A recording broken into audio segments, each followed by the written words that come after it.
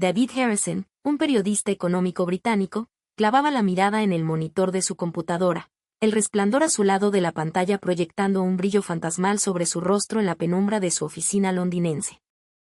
Afuera, una llovizna persistente golpeaba el cristal de la ventana, dibujando vetas grises que se deslizaban sobre el reflejo de los edificios de Canary Wharf. Su especialidad era la industria del turismo en Asia, un campo que había diseccionado durante más de una década, analizando las economías turísticas desde el sureste asiático hasta el lejano oriente. Pero hoy, su enfoque había cruzado el Atlántico. En su pantalla, una serie de cifras sobre México, vibrantes y aparentemente triunfales, contaban una historia que su instinto, afilado por años de experiencia, se negaba a creer. Los datos más recientes eran categóricos. Según las estadísticas oficiales, el número de turistas internacionales que visitaron México en el último mes había alcanzado casi los 1.62 millones, un impresionante aumento del 14.2% en comparación con el mismo mes del año anterior. La Secretaría de Turismo, Sectur, informaba con orgullo que el total acumulado del año ascendía a 7.21 millones de visitantes, un 14.7% más que en el periodo anterior.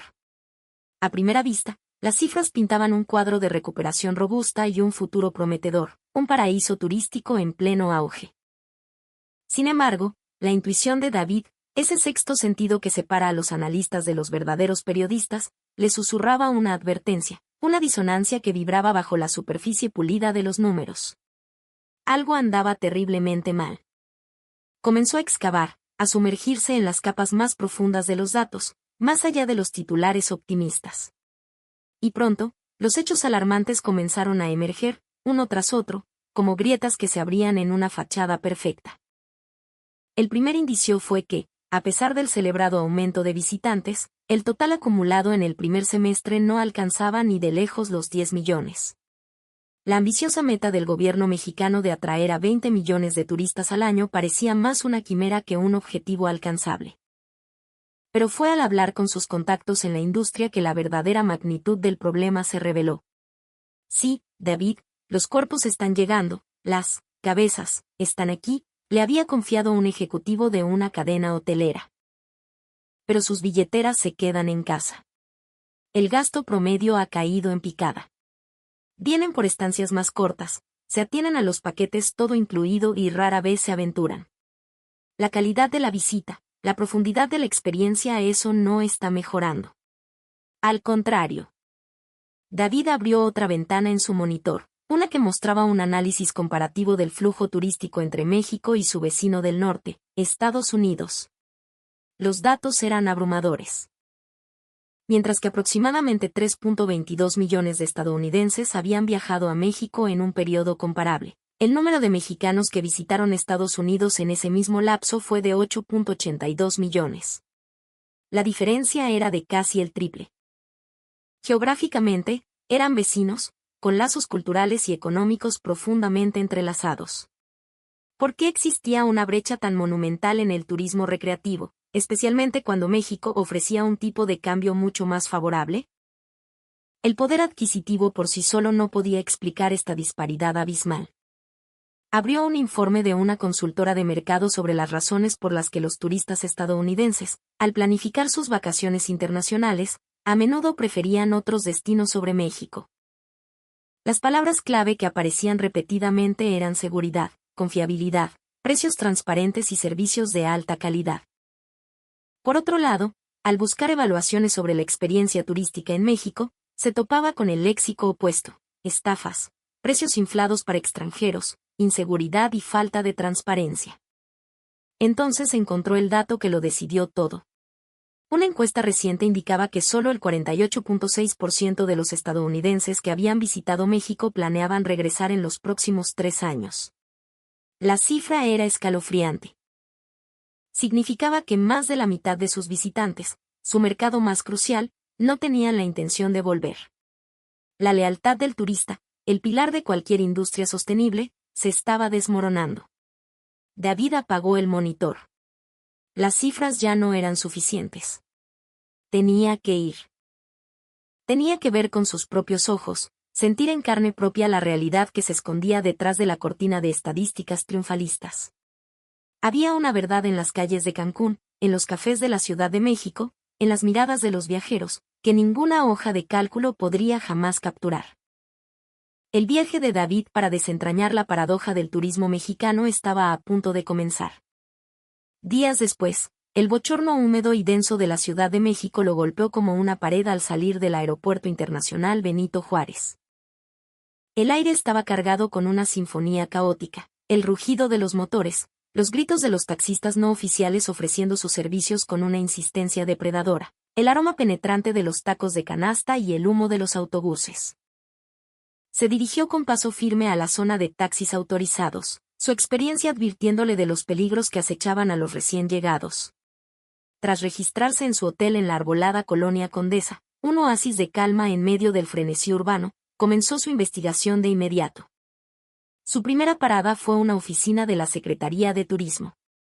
Gracias a sus credenciales de prensa, había conseguido una entrevista con un funcionario de nivel medio. El edificio era moderno, con suelos de mármol pulido y un aire de eficiencia burocrática. El funcionario, un hombre de traje impecable y sonrisa ensayada, lo recibió en una sala de juntas con vistas a la avenida Insurgentes. David escuchó pacientemente el discurso oficial sobre el crecimiento récord y las inversiones estratégicas antes de lanzar su pregunta clave. Estaba interesado en los datos del Centro de Atención y Protección al Turista. Quería ver las quejas.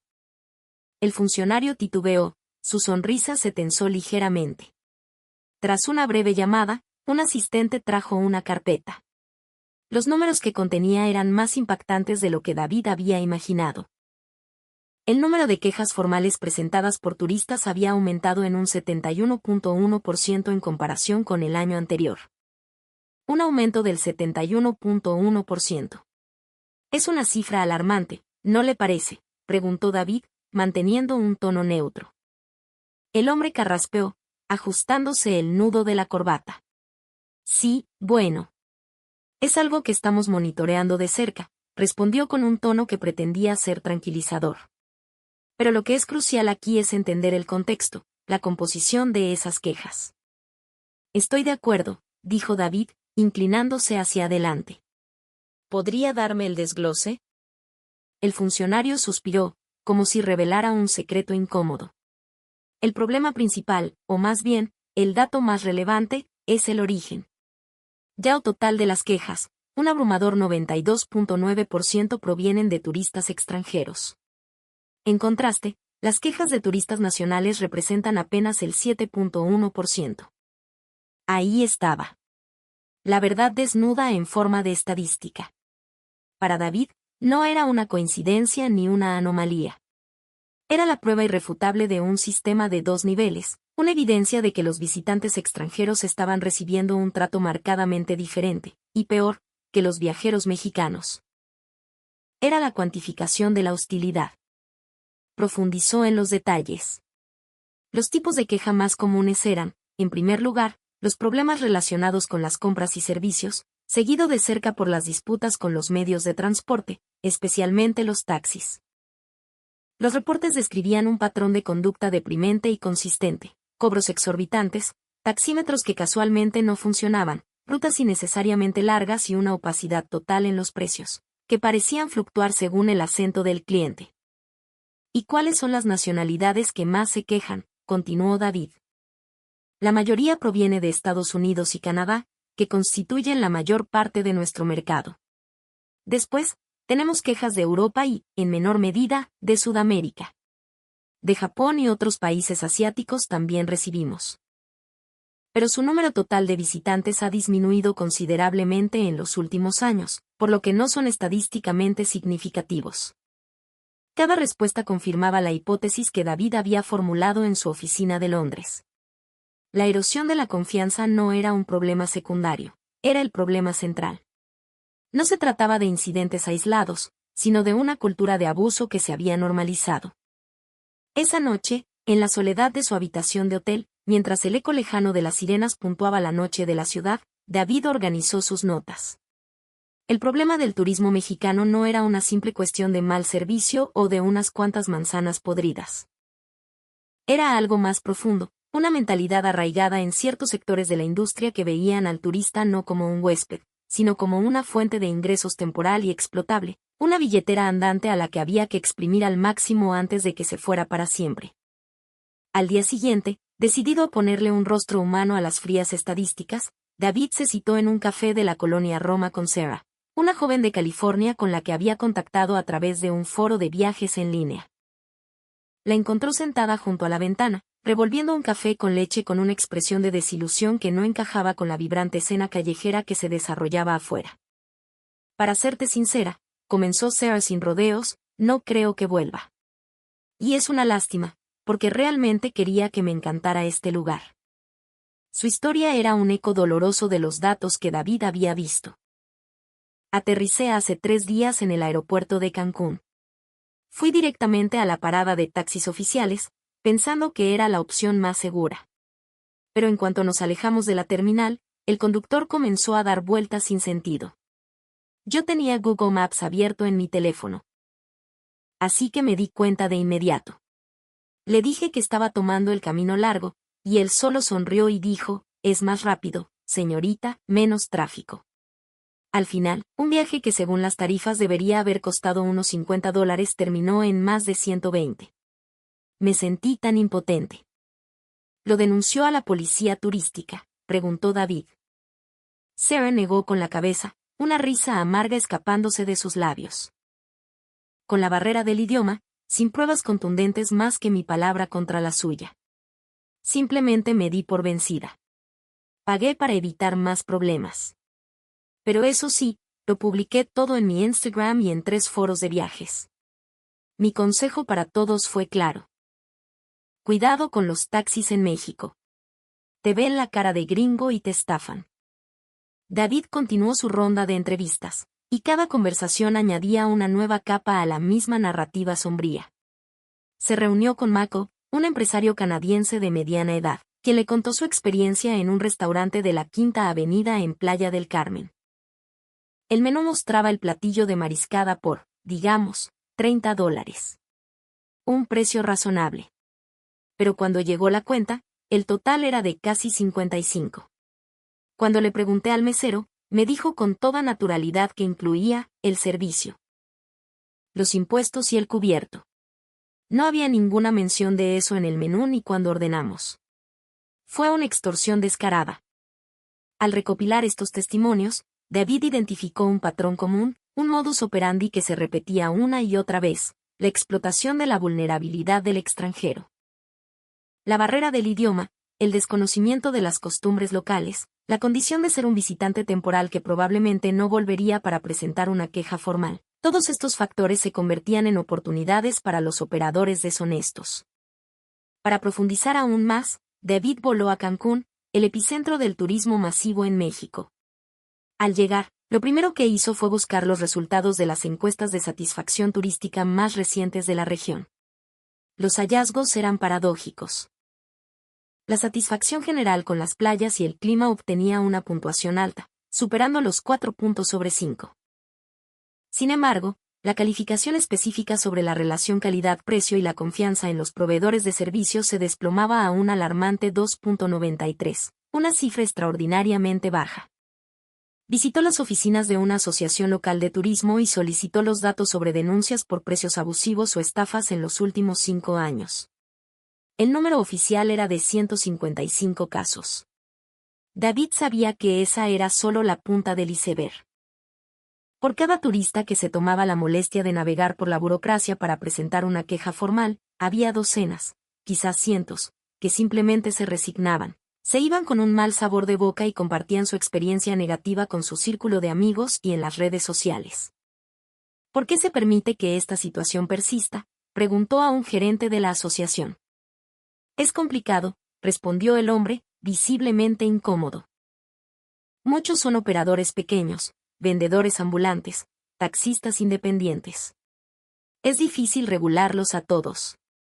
Además, después de la pandemia, el perfil del turista cambió.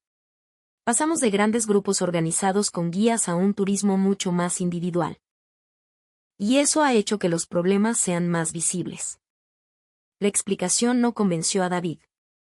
El problema no era que el turismo individual hubiera creado el problema, simplemente había sacado a la luz las prácticas abusivas que siempre habían existido, ocultas bajo la estructura de los viajes en grupo.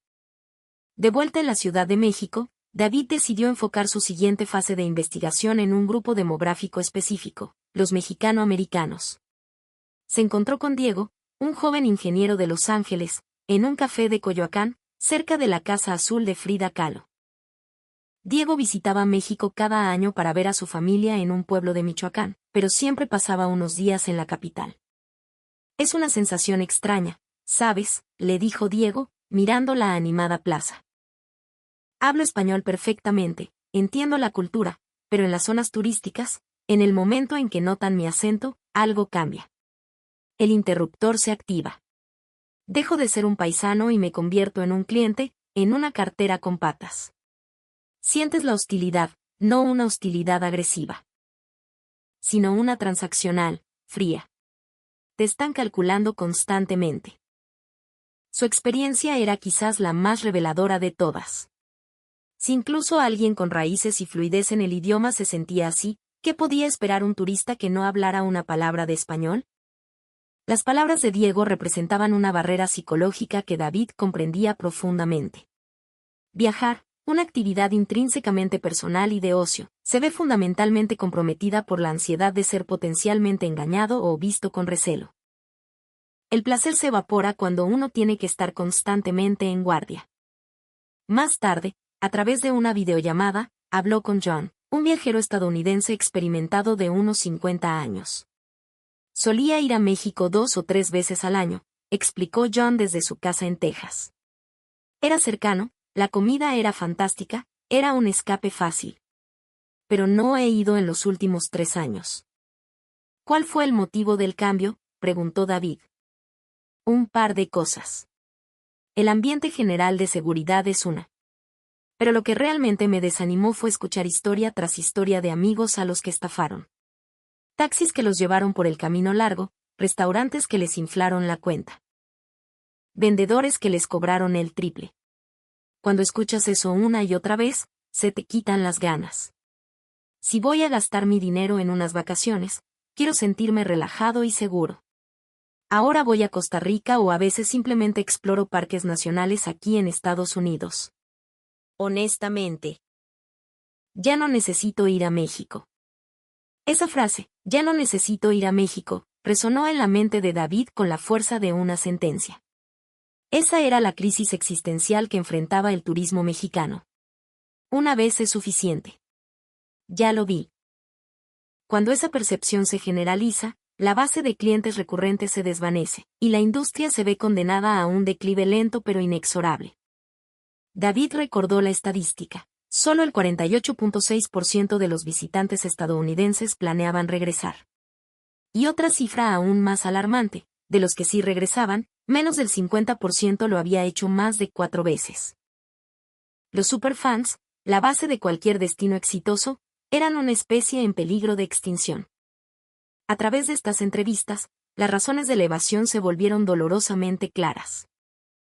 No era un solo factor, sino una confluencia tóxica. Por un lado, la creciente preocupación por la seguridad personal, alimentada por los titulares internacionales. Por otro, la experiencia real y tangible del abuso de precios y las estafas, que generaban una profunda desconfianza. Estos dos elementos se combinaban para alejar a los viajeros. En contraste, las razones por las que los estadounidenses elegían otros destinos eran igualmente claras. Seguridad, transparencia, servicio de calidad y, sobre todo, una confianza implícita en que serían tratados de manera justa. Todo aquello que hacía de un viaje una experiencia placentera y no una batalla de ingenio contra estafadores. David planeó una última etapa de su investigación, un análisis de la diversidad de la oferta turística. Los datos de Sectur mostraban que más del 80% de los turistas internacionales visitaban exclusivamente la Ciudad de México o los enclaves de playa de Quintana Roo. Si se incluía Los Cabos, la cifra superaba el 90%. Esta concentración extrema apuntaba a una alarmante falta de diversidad en el producto turístico mexicano. Decidió viajar a Oaxaca, una ciudad famosa por su rica cultura indígena, su gastronomía y su arte. Ciertamente, encontró un lugar de una belleza y autenticidad abrumadoras. Sin embargo, mientras caminaba por el centro histórico, notó que la abrumadora mayoría de los turistas extranjeros parecían ser mochileros o viajeros de nicho, no el turismo masivo que llenaba las playas de Cancún. Habló con el dueño de un pequeño hotel boutique. Oaxaca es increíble, le dijo el hombre. Pero para el turista promedio de Estados Unidos o Canadá, somos una ocurrencia tardía. El viaje típico es volar a Cancún, pasar una semana en un todo incluido, y tal vez, si son aventureros, tomar una excursión de un día a Chichén Itzá. El resto de México, el México profundo y real, no existe en su mapa. La palabra ocurrencia tardía era la versión regional de la crisis. Las joyas culturales del país eran, en el mejor de los casos, un extra opcional en el itinerario de sol y playa. De regreso en la capital, David buscó una perspectiva académica. Consiguió una entrevista con la profesora Isabela Reyes, una socióloga de la UNAM especializada en estudios de turismo. Se encontraron en su oficina, un espacio abarrotado de libros y mapas antiguos de México. La mayor debilidad del turismo mexicano, afirmó la profesora Reyes con franqueza, es la falta de diversidad en su contenido. El modelo de sol y playa fue exitoso en los años 80 y 90, pero ya no es suficiente. El mundo ha cambiado. Hizo una pausa, mirando por la ventana hacia el campus universitario. Mire a un país como Italia. Roma tiene historia, la Toscana tiene gastronomía y paisajes, los Dolomitas tienen naturaleza, Sicilia tiene su propia cultura única. Cada región ofrece una identidad clara y una razón distinta para visitarla. México tiene esa misma diversidad. O incluso más. Tenemos la cultura maya en Yucatán, la herencia zapoteca en Oaxaca, la cuna del mariachi en Jalisco, los desiertos de Sonora. Pero no hemos sabido comercializar esa diversidad de manera efectiva a nivel internacional. Como resultado, la percepción que prevalece es la de un destino unidimensional. Y un destino unidimensional es un destino que se visita una sola vez. Las palabras de la profesora confirmaban los datos. Faltaba contenido que atrajera a un espectro más amplio de viajeros, familias, viajeros de más de 40 años, entusiastas de la historia, amantes de la naturaleza. El elemento que hacía que la gente quisiera volver una y otra vez, el deseo de descubrir algo nuevo en cada visita, estaba peligrosamente ausente para la mayoría. Esa tarde, David caminó solo por el Zócalo, la inmensa plaza central de la Ciudad de México. La energía era palpable, una mezcla de lo antiguo y lo moderno. Pero, ¿cuánta de esta riqueza era accesible y atractiva para el visitante promedio? Se preguntó si la experiencia se había reducido a un recorrido superficial, comprar, comer tacos y visitar las pirámides de Teotihuacán. La increíble complejidad de la cultura mexicana se estaba simplificando en exceso, empaquetada en clichés para un consumo rápido. Pensó en la artesanía de Oaxaca, la historia colonial de Guanajuato, la escena culinaria de Guadalajara. Estas experiencias existían, pero permanecían fuera del alcance o del interés de la corriente principal del turismo, obstaculizadas por la falta de infraestructura, la percepción de inseguridad y una promoción deficiente. Para su investigación final en México, David se dedicó a entrevistar a una serie de expertos internacionales y operadores turísticos. Sus perspectivas imparciales serían la clave para armar el rompecabezas. El primero fue Michael Brown, el director de una agencia de viajes de Chicago con más de 30 años de experiencia. Las quejas de mis clientes sobre sus viajes a México han aumentado año tras año, dijo Mako por videoconferencia. Los problemas con taxis y restaurantes son una constante. Esta reputación se está extendiendo, y no importa cuán hermosas sean tus playas, si la gente siente que va a ser estafada, simplemente elegirá otro lugar. Explicó que en Estados Unidos, la conciencia sobre la protección al consumidor es muy alta. Un solo maltrato puede ser suficiente para que un cliente descarte un destino para siempre.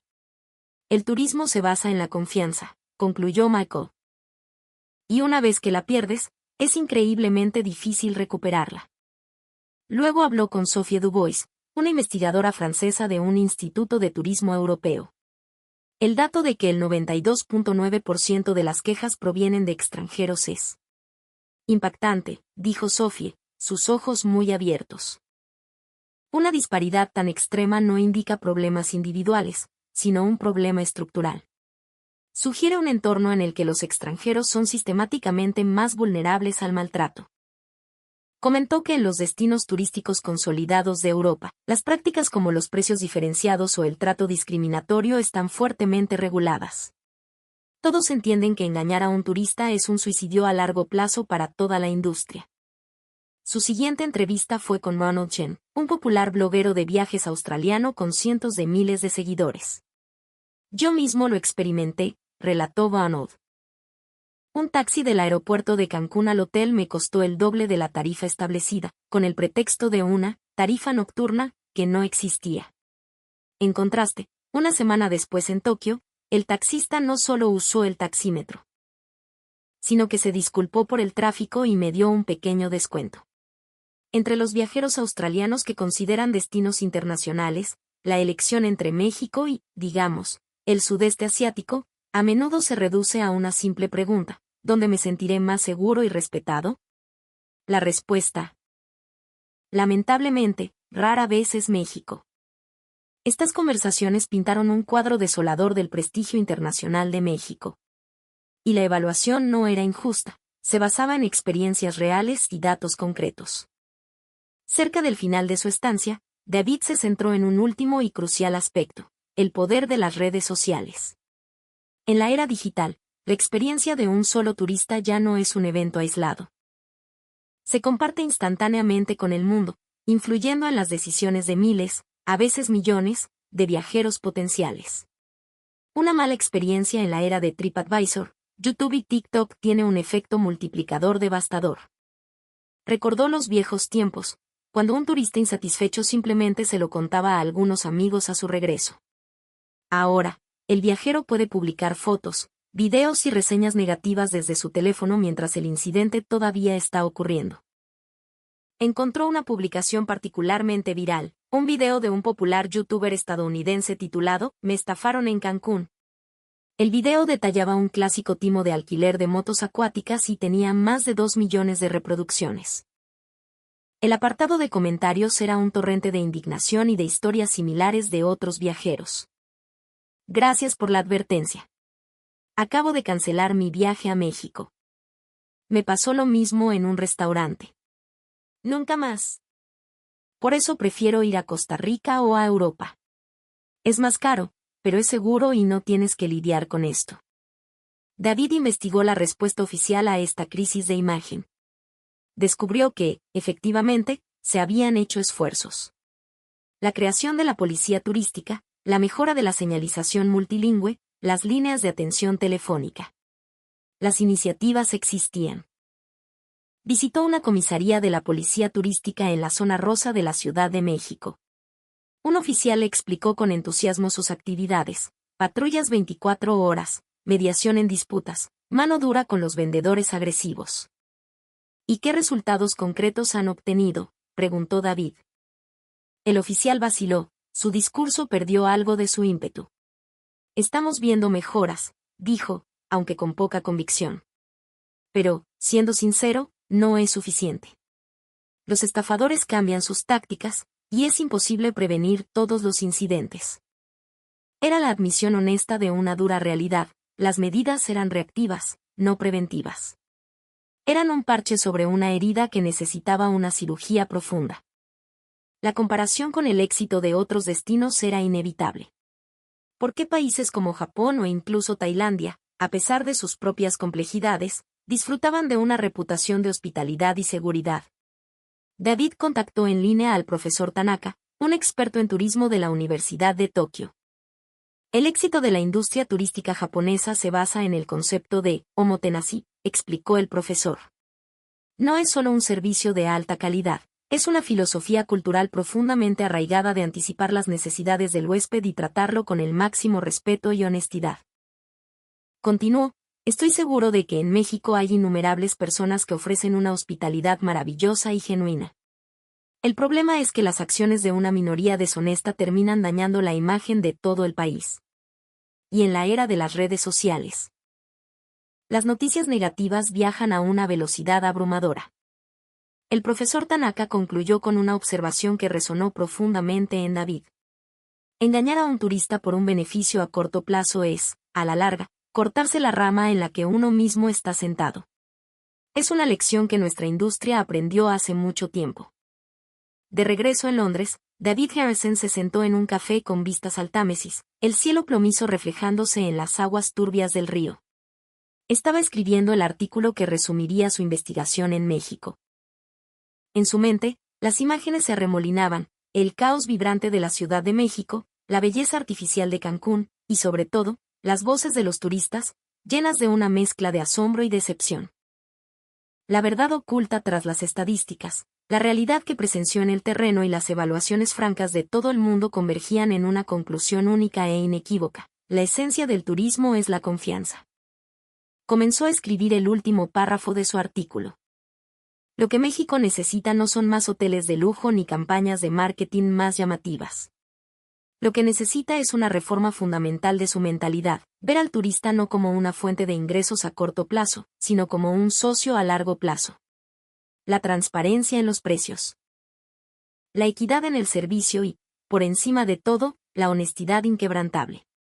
Cuando estos principios se establezcan no por decreto, sino como un valor cultural compartido, entonces y solo entonces, México podrá comenzar su verdadero viaje para convertirse en una auténtica potencia turística sostenible. Terminó de escribir y se recostó en su silla, cerrando los ojos. Recordó las palabras de los viajeros que había entrevistado, pero una frase, pronunciada por varios de ellos, se repetía en su mente como un eco persistente: al menos en otros lugares, puedo disfrutar con tranquilidad. Esa simple frase lo decía todo. Un viaje es una experiencia extraordinaria, una ruptura con la rutina y las preocupaciones de la vida diaria. Es un momento para explorar nuevas culturas, maravillarse con paisajes hermosos y deleitarse con sabores desconocidos. Pero toda esa magia descansa sobre un cimiento invisible pero indispensable: la confianza. La seguridad de saber que, donde quiera que vayas, no serás engañado, que serás tratado con justicia. Esa confianza no se construye de la noche a la mañana. Se forja a lo largo de décadas, con cada interacción honesta, cada servicio justo, cada sonrisa genuina, hasta que se convierte en la reputación de toda una nación. Para un hombre como David, que había recorrido el mundo, el valor de esa confianza era evidente. México, con su cultura deslumbrante, su historia profunda y la calidez innata de gran parte de su gente, tenía el potencial de ser uno de los destinos más queridos del planeta. Pero estaba dilapidando su activo más valioso. Y esa, se dio cuenta David, era la verdadera tragedia.